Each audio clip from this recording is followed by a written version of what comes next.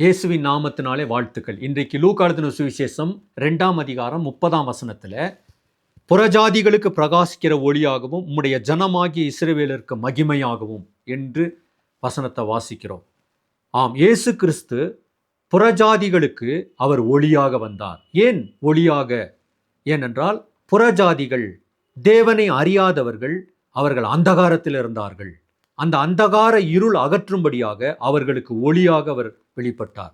ஆனால் யூதர்களுக்கு அவர் மகிமையாக அவர் வெளிப்பட்டார். யூத வம்சத்தில் எத்தனையோ பேர் உண்டு. ஆபிரகாம் முற்பிதா வந்தான். அவன் அந்த இஸ்ரவேலுக்கு தகப்பனாக இருந்தான். தீர்க்கதரிசிகள் வந்தார்கள்.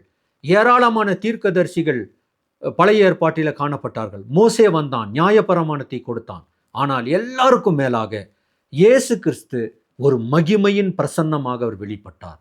அதை தான் இந்த வசனத்தில் நாம் வாசிக்கிறோம். நம்முடைய வாழ்க்கையிலும் கூட தேவன் ஒரு காலத்தில் புறவினத்தராக இருந்த நமக்கு ஒளியாக, இப்பொழுது தேவனுடைய பிள்ளைகளாக இருக்கிற நமக்கு அவர் மகிமையாக காணப்படுகிறார். இந்த மகிமையை நமக்கு தந்த தேவனுக்கு நாம் சாட்சிகளாக இருப்போம்.